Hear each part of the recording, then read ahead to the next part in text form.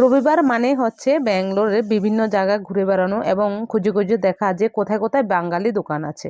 তো আজকে আমরা এমনই একটা সুন্দর বাঙালি গ্রামে চলে যাচ্ছি, মানে ব্যাঙ্গালোরের বুকে, সেটা একদম ছোট বাঙালি গ্রামের মতোই দেখতে। আর গিয়ে তো আমি একদম অবাক হয়ে গেছি, কারণ বিভিন্ন রকমের শাক থেকে শুরু করে কি নেই সেখানে। আমি এখানে একটা লাউ শাক, কুমড়ো শাক, তারপরে হচ্ছে পাট শাক আর পুঁই শাক নিয়ে নিলাম।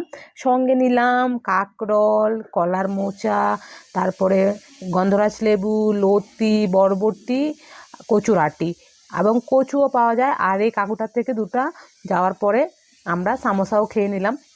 এখানে কিন্তু ঠাকুরের জিনিসপত্র সব পাওয়া যায়, গোপালের জামা থেকে শুরু করে লক্ষ্মীর পাঁচালি, তারপরে হচ্ছে অগুরু, সব কিছু পাওয়া যায়। আর মেয়েদের মানে আমাদের মহিলাদের জন্য শাঁখা পলা, আলতা, সব কিছু পাওয়া যায়। এবং ছিল কিছু মিষ্টির দোকান সাথে। তো মিষ্টির দোকানে বিভিন্ন রকমের বাঙালি মিষ্টি, তারপরে হচ্ছে আমাদের যে ফেভারিট, একদম মোস্ট ফেভারিট মিষ্টি দই, সেটাও কিন্তু পাওয়া যাচ্ছিলো। তো এখানে আমরা চলে গেলাম। তারপরে হচ্ছে মাছের দোকানে গিয়ে তো আমি আরও অবাক হয়ে যাই, কারণ পাবদা মাছ, চুনো মাছ, পুঁটি মাছ, চিংড়ি মাছ, ইলিশ মাছ থেকে শুরু করে কাতলা মাছ শুরু থেকে কি ছিল না, লোটে মাছ, সব ধরনের মাছ ছিল।